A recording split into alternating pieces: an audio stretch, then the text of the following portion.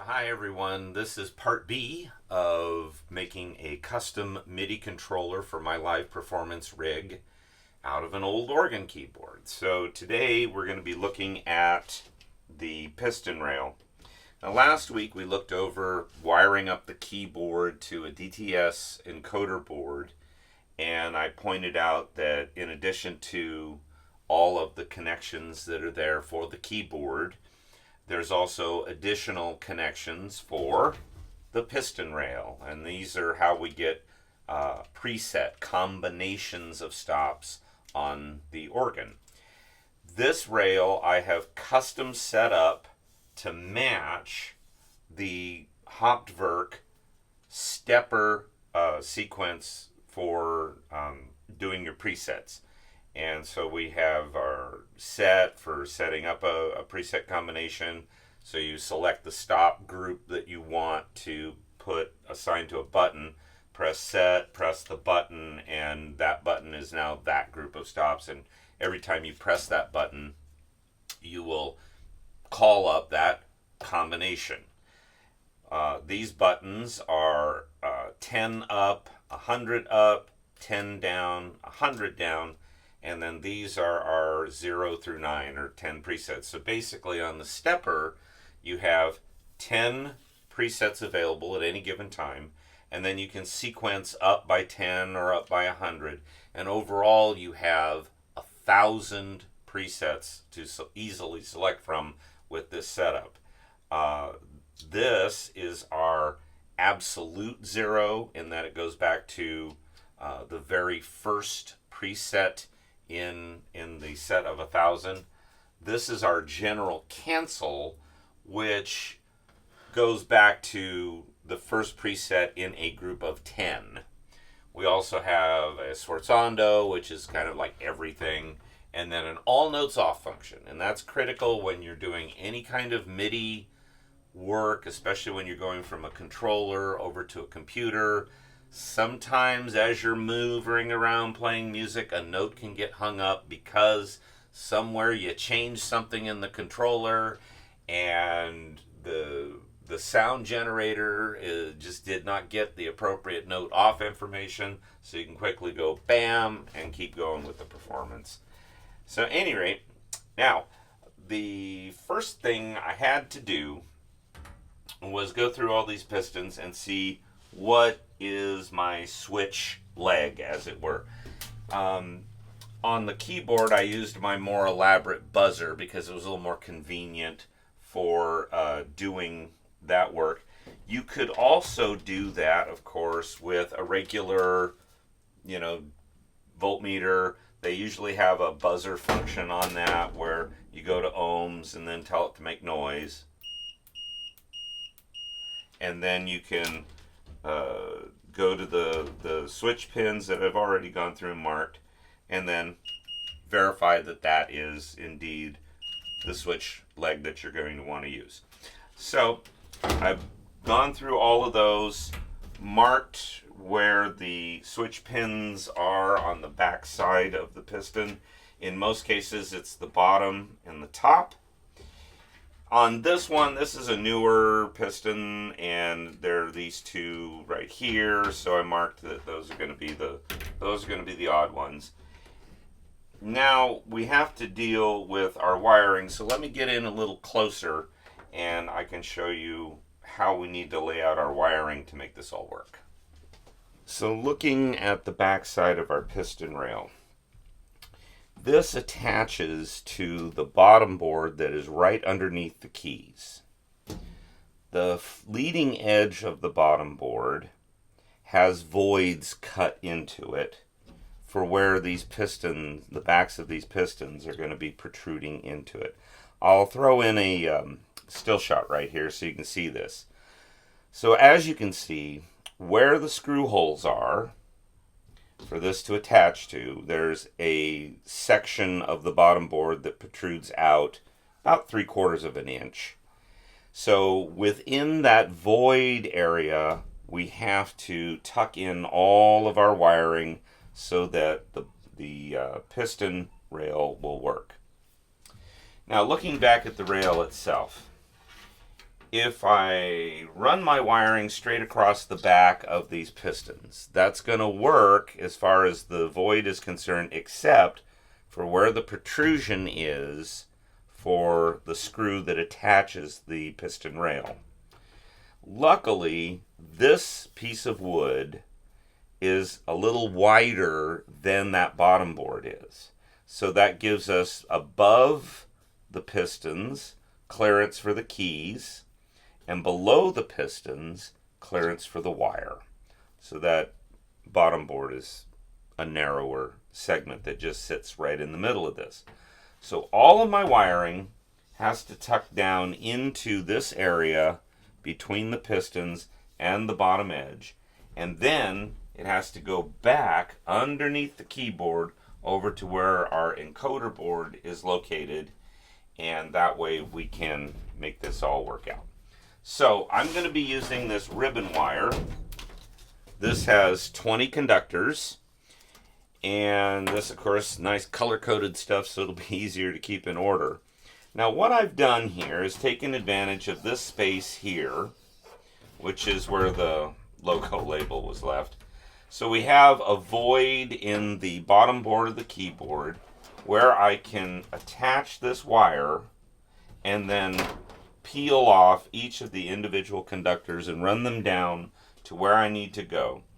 There are 19 pistons, there are 20 wires, so one wire needs to go to the top side of each of the pistons. The other wire, that 20th wire, will go over here to the common side of our last piston, and then I will daisy chain connect a wire that runs along this, and that will take care of my common.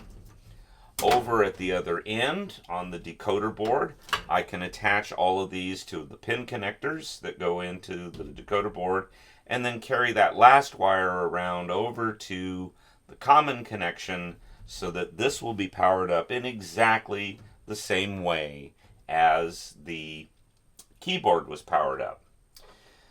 So what I did was put this little Z fold here in the ribbon wire. That way I can glue this whole area down, and I have a nice firm glue job. I can tack this back into the Z fold down, and then as I peel my wires off, I'm not damaging my glue connection. So you'll see that as we go along with this.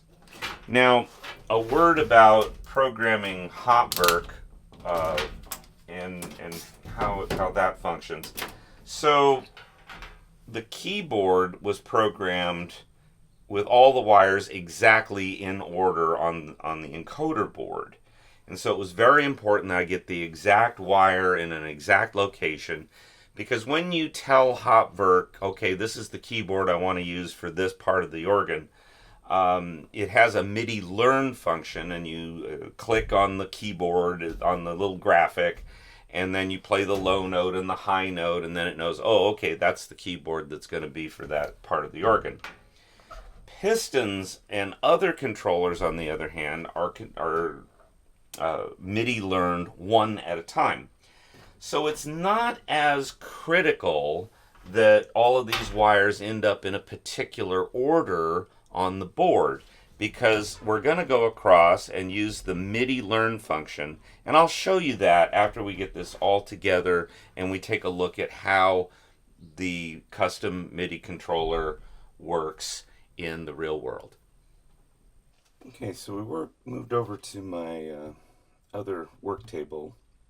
Sometimes I like to work on the washer and dryer behind me, as you saw earlier. I can spread things out there. It's kind of a second workbench, but wanted to get an overhead shot here as best I could to show you what I'm doing here. So, all right, I have my piston rail ready to wire, and we're going to take a look at how I'm going to try to attach the wiring so that it fits correctly into our piston rail and can be routed underneath the keyboard and over to our encoder board. Now, we don't have a lot of room to work with. We have the voids that are between the screw positions, and we'll let me show a still shot of that again.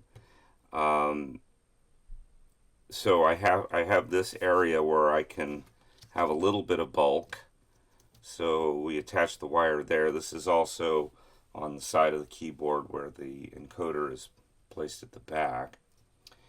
And then the wires that run down to catch the pistons themselves are going to have to fit neatly into this space between the base of the piston and the bottom edge of the wood.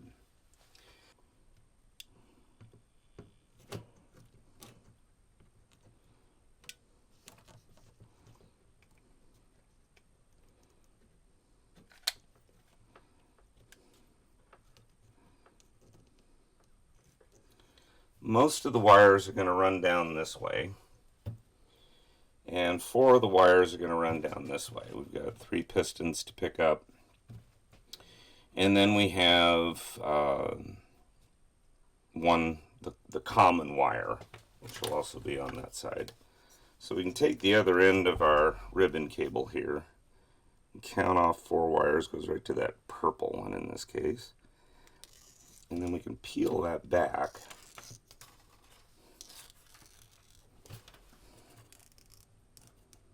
To this point, and then fold it over,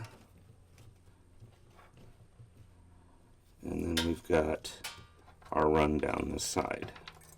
Okay, so we got 16 wires, and we could say 3 times 5 plus 1, really. One will be this last one. So let's do it in groups of 5. That should work. Be a nice setup down here. 1, 2, 3, 4, and 5. 1, 2, 3, 4, 5. Let's do the green one here. Okay. There's our first one.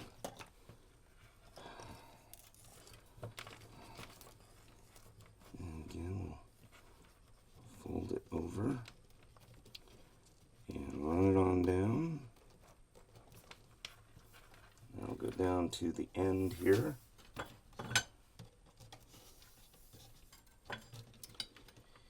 And maybe we should put some hot glue down to hold it in place for our first batch here. And then we'll run our next group of 5. 1, 2, 3, 4, 5.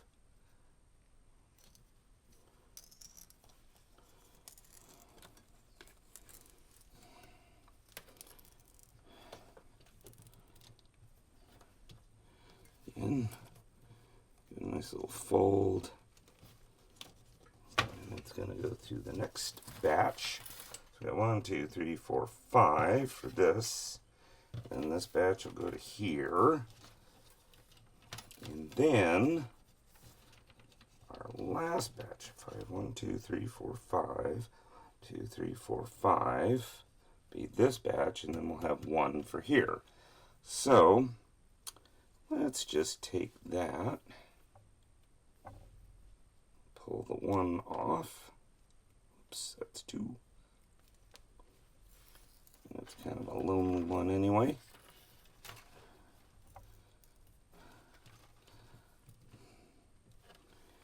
And then we'll fold this over again. And then this will be our final, going to here.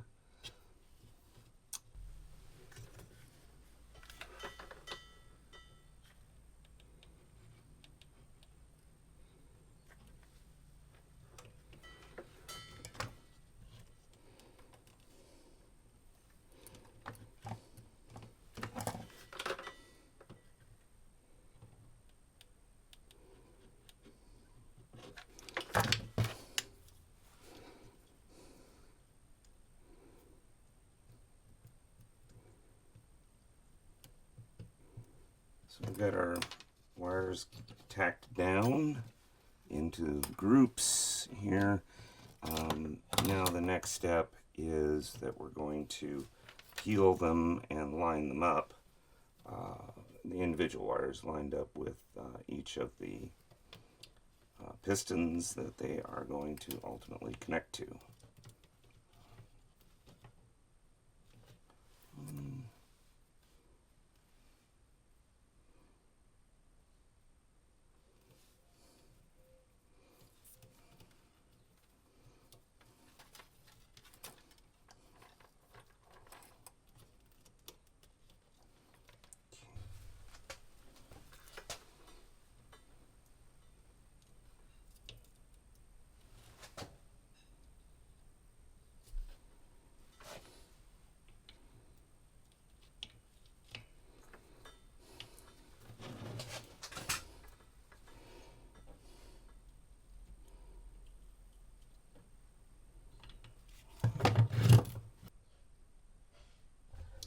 Okay, so at this point we've got our ribbon cable coming in. This will go out to the encoder.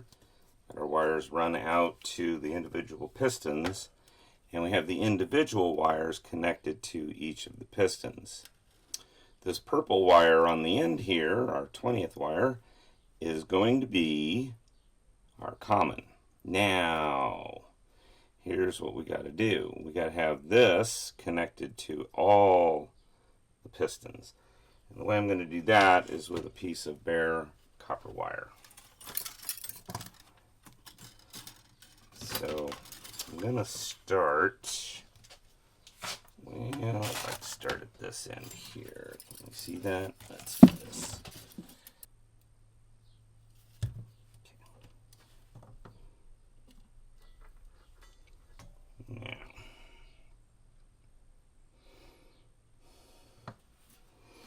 Now what we can do, run around each of our pins as we go down here. Oop, wrong one. That needs to come up here.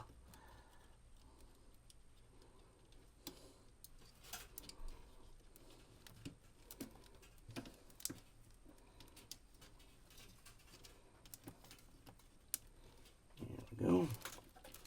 That will be fine. Now, when we come to our areas where there's a screw thing, here we got to remember that there's a block of wood here that we have to clear. So we'll have to go down like this and come back up.